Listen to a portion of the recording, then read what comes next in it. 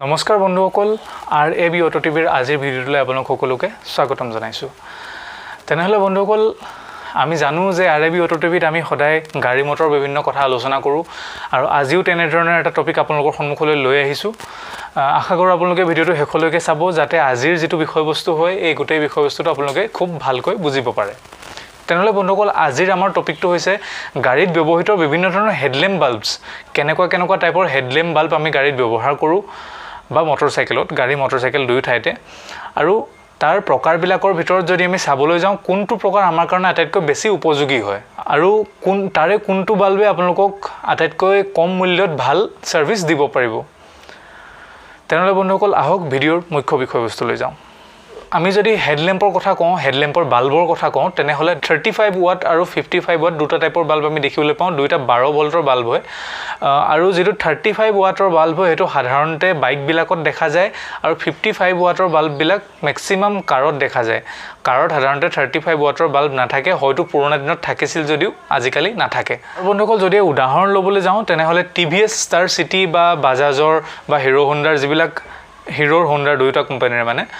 যিবিলাক entry level bike আপোনালোকে যাবলৈ যাব তেনেহলে হেবিলাকত সব 35 ওয়াটৰ বাল্ব হৈতে আপোনালোক বাইক বিলাক দেখিব আৰু যিবিলাক বাজাজ এভেঞ্জাৰ বা ৰয়েল এনফিল্ডৰ যিখন বাইক আছে এইবিলাকৰ যদি আপোনালোকে হেডল্যাম্প চাবলৈ যায় 55 ওয়াটৰ বাল্ব আপোনালোকে তাত দেখিবলৈ পাব আৰু সুবিধা আপোনালোকে নিশ্চয় জানে 55 ওয়াটত লাইটৰ আউটপুট সদায় বেছি হ'ব। এতিয়া বন্ধুসকল যদিহে আমি হেডল্যাম্পৰ বাল্বৰ বিষয়ে আলোচনা কৰো তেনেহলে এটা টাৰ্মিনোলজি আমি জনাটো প্ৰয়োজনীয় হেতু হৈছে হেডল্যাম্পৰ প্ৰকাৰ। আপোনালোকে নিশ্চয় দেখিবলৈ পাইছে যে কিছুমান হেডল্যাম্পত কেৱল এটাই বাল্ব লাগে আৰু কিছুমান বিশেষকৈ গাড়ীৰ কিছুমান হেডল্যাম্পত দুটা বাল্ব লাগে। তেনেহলে এই ডিফাৰেন্সটো কি কাৰণে এটো মই কৈছো শুনক। যেটো সিঙ্গল বাল্ব লাগে এটা বাল্ব লাগে হেতু হৈছে H4 বাল্ব আৰু H4 বাল্বৰ সুবিধাটো এটো তাতে হাই বিম আৰু লো বিম দুইটা একেটা বাল্বতে কাম কৰিব পাৰে আৰু যিবিলাক গাড়ীত আপোনালোকে দেখিছে যে দুটা বাল্ব লাগে দুইটা ডাঙৰ বাল্ব মানে এনেও এটাটো সৰু বাল্ব থাকে হেতু পাৰ্কিং লাইট বুলি যেটো কোৱা যায় হেতু আমি ধৰা নাই দুটা ডাঙৰ বাল্ব যদি লাগে তেনেহলে আপোনালোকে নিশ্চয় জানিব পাৰিব যে তাৰে এটা H1 বাল্ব হয় আৰু এটা H7 বাল্ব হয়। যেটো H1 বাল্ব হয় হেতু সদায় হাই বিমৰ কাৰণে ব্যৱহৃত হয় আৰু H7 টো লো বিমৰ কাৰণে। এতিয়া যদি উদাহৰণ হিচাপে আমি চাব বিচাৰো বহুবিলাক গাড়ীত আপোনালোকে সিঙ্গল বাল্ব থকা দেখিবলৈ পাই যাব Hyundai i10 আছে i10 Grand আছে এইবিলাক গাড়ীত সিঙ্গল এটাই হেডল্যাম্প বাল্ব থাকে কিন্তু এখন গাড়ী আপোনালোকক মই নাম ল'ব বিচাৰিছো আপোনালোকৰ সন্মুখত Fiat Linea নামৰ গাড়ীখন মই কেইবাবাৰো বিভিন্ন ভিডিঅ'ত আপোনালোকক কৈছো Fiat Lineaৰ বিষয়ে। এই গাড়ীখনত দুটা হেডল্যাম্প বাল্ব লাগে এটা হাই বিমৰ কাৰণে এটা লো বিমৰ কাৰণে গতিকে এই দুটা টাইপ আপোনালোকে মনত ৰখাটো প্ৰয়োজনীয়। আৰু বন্ধুসকল আসলতে আমি যে কৈ আছো H1 H4 H7 এইবিলাক কি হয় এইবিলাক হৈছে যেটো সকেট হয় গাড়ীখনৰ বেটাৰীৰ পৰা যেটো কানেকচন আহি বাল্বটোত লগ লাগেহি হেতু সকেট বুলি কোৱা হয়। সকেটৰ টাইপ হৈছে H1 H4 H7 এইবিলাক। মই আপোনালোকক সকেট যেতিয়া বাল্ব দেখাম আপোনালোকক তেতিয়া নিশ্চয় সকেটটো এবাৰ দেখাবলৈ চেষ্টা কৰিম। এতিয়া বন্ধুসকল ইয়াৰ পিছত আমি আহো বাল্বৰ মুখ্য চাৰিটা প্ৰকাৰৰ ফালে। হেকেটা হৈছে halogen bulb xenon bulb LED bulb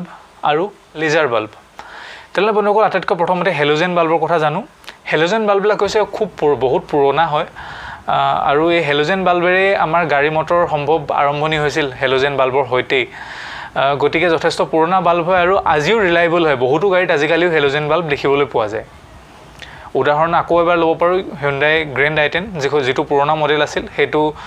halogen বাল্বৰ হৈতে আহে যেটো নতুন নিউজ মডেল হয় হেতু প্ৰজেক্টৰ LED হৈতে আহে। আসলতে হেলোজেন বাল্বটোৰ ভিতৰত এটা ফিলামেন্ট থাকে হে ফিলামেন্টডাল জ্বলি তাৰে যেটো লাইট হয় হেতু ৰিফ্লেক্টৰত যায় ৰিফ্লেক্টৰে লাইটটো ৰিফ্লেক্ট কৰি সন্মুখলৈ পোহৰ কৰে। এটো হৈছে হেলোজেনৰ ওয়াৰ্কিং প্ৰিন্সিপল বহুত সিম্পল হয়। এতিয়া আহিছো জেননৰ ফালে। বন্ধুসকল জেনন বাল্বটো হৈছে এটা এনেকুৱা বাল্ব হয় যাৰ ভিতৰত ফিলামেন্ট থাকে কিন্তু ফিলামেন্টৰ চাৰিওফালে জেনন গেছেৰে ভৰি থাকে। জেনন এটা সম্ভ্ৰান্ত গেছ হয় আপোনালোকে নিশ্চয় জানে যে এই জেনন গেছেৰে ভৰি থাকে আৰু তাৰ ফলত তাৰ লাইটৰ ডিফিউজনটো বেছি হয় বেছি জেনন গেছটো মানে তাৰ লাইটটো বেছি উজ্জ্বল কৰি তোলে কিন্তু তাতে এটা অসুবিধাও আছে বন্ধুসকল। এই অসুবিধাটো হৈছে জেনন বাল্ব এটা জ্বলাবৰ কাৰণে বেছি পৰিমাণৰ বিজুলীৰ প্ৰয়োজন হয় বেছি বেটাৰী পাৱাৰ আপোনালোকৰ জেনন বাল্বটোত প্ৰয়োজন হ'ব গতিকে জেনন বাল্ব জ্বলাবলৈ হলে আপোনালোকে এক্সট্ৰা ৰিলেও ব্যৱহাৰ কৰিব লাগিব যাতে গাড়ীখনৰ মুখ্য যেটো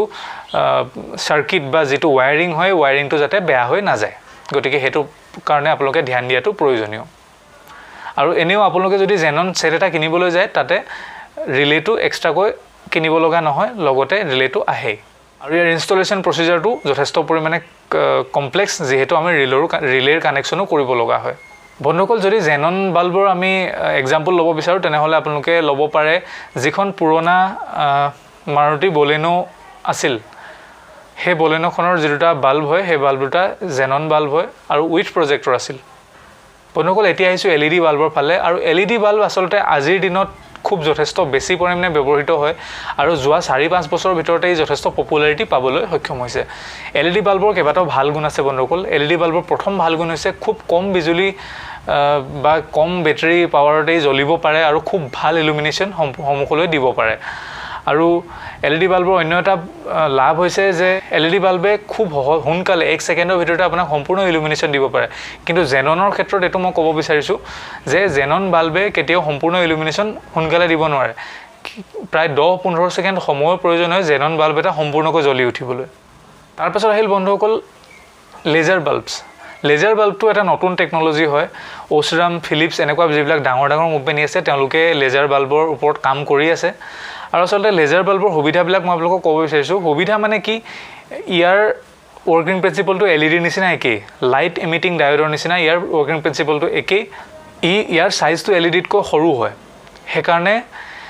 ইয়াক আপুনি বিভিন্ন ধৰণে বিভিন্ন ঠাইত আপুনি ফিট কৰিব পাৰে ইয়াতে বেলেগ ডিজাইনত আপোনালোকে ইয়াক বনাব পাৰে গতিকে এটা সুবিধা হয় যে বিভিন্ন ধৰণৰ ডিজাইনত আপোনালোকে এই লেজাৰ বাল্ববিলাক পাবলৈ সক্ষম হ'ব আৰু ইয়াৰ সুবিধা অসুবিধা ইয়াতকৈ বেছি মই জানিব পৰা নাই গতিকে মই ইয়াৰ ওপৰত ইয়াৰ বিষয়ে ক'ব নিবিচাৰোঁ বলে ইমানখিনিতে আপোনালোকে আৰু এটা কথা জানিব লাগিব যে লাইট কালাৰ হয় কি লাইট কালাৰ হৈছে বন্ধুসকল এডাল স্কেল বুলি ক'ব লাগিব মই স্কেলডাল আপোনালোকক কাষতে দিছোঁ এই স্কেলডালৰ সহায়ত আমি আমাৰ বাল্বৰ পৰা ওলোৱা পোহৰটোৰ কালাৰটো আমি মেজাৰ কৰোঁ যে যেটো হেলোজেন বাল্ব হয় তাৰ কালাৰ টেম্পাৰেচাৰ বা লাইট কালাৰ বুলি ক'ব পাৰোঁ বা কালাৰ টেম্পাৰেচাৰ বুলি ক'ব পাৰোঁ এই কালাৰ টেম্পাৰেচাৰ হৈছে প্ৰায় 3500 কেলভিনৰ পৰা 4000 কেলভিনৰ ভিতৰত জেননৰ ফালে যদি চাবলৈ যাওঁ প্ৰায় 4000 কেলভিনৰ পৰা 5000 কেলভিনৰ ভিতৰত আৰু LED আৰু লেজাৰ লাইটৰ বিষয়ে যদি আমি চাবলৈ যাওঁ তেনেহ'লে 5000 কেলভিনৰ পৰা 6500 7000 কেলভিনলৈকে আপোনালোকে পাব পাৰিব কিন্তু আমি 6000 ওপৰত বা 6500 ওপৰত সাধাৰণতে ব্যৱহাৰ নকৰোঁ কাৰণ তাতে যেটো ব্লু টিন্ট আহি যায় ব্লু টিন্টৰ কাৰণে আমাৰ চকুত অসুবিধা হয় এটা বন্ধুসকল আপোনালোকৰ এটা কনফিউজন হ'ব পাৰে প্ৰজেক্টৰ বাল্বটো কি হয় কিন্তু প্ৰজেক্টৰ আচলতে মই আপোনালোকক কৈ দিব বিচাৰিছোঁ যে প্ৰজেক্টৰ এটা বাল্ব নহয় প্ৰজেক্টৰৰ ভিতৰত হয় এটা লেজাৰ বা এটা LED বা এটা HID বাল্ব সোমাই থাকে আৰু প্ৰজেক্টৰটো এখন মাত্ৰ লেন্স হয় মই আপোনালোকক লেন্সখনৰ পিকচাৰ দিবলৈ চেষ্টা কৰিছোঁ এনেকুৱা ধৰণৰ এখন লেন্স থাকে তাৰ ভিতৰৰ ফালে বাল্বটো সোমোৱাই দিয়া হয় আৰু বাল্বটো জ্বলাৰ লগে লগে প্ৰজেক্টৰটোৱে এটা নিৰ্দিষ্ট স্থানত হে লাইটটো প্ৰজেক্ট কৰে বন্ধুসকল আপোনালোকে বহু সময় নিশ্চয় দেখিছে যে যিবিলাক প্ৰজেক্টৰ হেডলেম্পৰতে যিবিলাক গাড়ী আহে তাৰে কেৱল লো বিমটোহে প্ৰজেক্টৰ থাকে হাই বিমটো নৰ্মেলি প্ৰজেক্টৰ নাথাকে তাৰ কাৰণ আছে বন্ধুসকল যে যেটো প্ৰজেক্টৰ হয় তাৰে লাইটৰ ইন্টেন্সিটিটো লাইটৰ প্ৰবলতাটো যথেষ্ট বেছি গতিকে সন্মুখৰ ড্ৰাইভাৰক হে লাইটটোৱে ব্লাইণ্ড কৰিব পাৰে সেই কাৰণে হাই বিমত ইয়াক ব্যৱহাৰ কৰা নহয় গতিকে বন্ধুসকল সুবিধা অসুবিধাৰ কথা সকলো আপোনালোকৰ সন্মুখত মই আলোচনা কৰিলোঁ এতিয়া মই শেষ ভাৰ্ডিক দিব বিচাৰিছোঁ যে কোনটো বাল্ব আপোনালোকৰ কাৰণে ভ্যালু ফৰ মানি হ'ব ইয়াৰ ভিতৰত যেটো LED বাল্ব হয় এটো আপোনালোকৰ কাৰণে আটাইতকৈ ভ্যালু ফৰ মানি হ'ব কাৰণ লেজাৰ বাল্বৰ ডেভেলপমেন্ট এতিয়া খুব ভালকৈ হোৱা নাই আৰু যিবিলাক হৈছে যদিও যথেষ্ট কষ্টলি হয় আৰু বহুত ডাঙৰ বহুত কষ্টলি গাড়ীবিলাকতে আজিকালি লেজাৰ বাল্ব পাবলৈ সক্ষম হয় আৰু যদি হেলোজেন বা জেননৰ কথা চাওঁ তেনেহ'লে অলপ পুৰণিকলীয়া হয় প্ৰথম কথা আৰু দ্বিতীয় কথা যেটো জেনন হয় এই জেননটো যথেষ্ট বেছি পৰিমাণে বিজুলীৰ প্ৰয়োজন হয় বা বেটাৰী পাৱাৰৰ প্ৰয়োজন হয় আমাৰ বেটাৰীত কিছু পৰিমাণে অসুবিধাৰ সৃষ্টি কৰিব পাৰে তাৰ উপৰি ৰিলেৰ কথাটো মই আপোনালোকক আগতেই ক'লোঁ আৰু হেলোজেনটো যথেষ্ট পুৰণিকলীয়া মই ক'লোৱে আৰু হেলোজেনৰ লাইটৰ ইন্টেন্সিটিও ইমান বেছি নহয় বন্ধুসকল মই পাৰ্সোনালি LED বাল্ব ইউজ কৰি আছোঁ মোৰ নিজৰ কাৰণে LED বাল্ব মই ভাল বুলি ভাবোঁ গতিকে আপোনালোককো মই সেই কথাটোৱে ক'বলৈ বিচাৰিছোঁ তেনেহ'লে বন্ধুসকল ভিডিঅ'টো চাই কেনেকুৱা লাগিলে ক'ব আৰু যদি কিবা শিকিব পাৰিলে ভিডিঅ'টোৰ পৰা নিশ্চয় এটা থাম্বছ আপ কৰিব আৰু তাৰ উপৰিও কিবা যদি আপোনালোকে কিবা বিশেষ বিষয়ত ভিডিঅ' বিচাৰে তেনেহ'লে তলত কমেণ্ট কৰি ক'ব আৰু তাৰ লগতে আপোনালোকৰ বহুমূলীয়া দিহা পৰামৰ্শবিলাকতো আমাৰ কমেণ্ট বক্সৰ ব্যৱহাৰ আপোনালোকে কৰিব পাৰে তাৰ উপৰিও যদি আমাৰ চেনেলটোৰ ভিডিঅ'বিলাক চাই আপোনালোকে ভাল পায় চেনেলটো ছাবস্ক্ৰাইব কৰি ল'ব লগতে বেল আইকনটো দবাবলৈ একেবাৰে নাপাহৰিব তেনেহ'লে বন্ধুসকল যোৱাৰ আগতে এটা অনুৰোধ আপোনালোকক ৰাখিব বিচাৰিছোঁ যে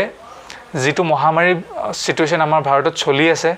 এই সিচুৱেশ্যনটোক মোকাবিলা কৰিবলৈ আমাৰ চৰকাৰক আপোনালোকে সহায় কৰক চৰকাৰী নীতি নিৰ্দেশনাবিলাক খুব ভালকৈ আপোনালোকে মানি চলক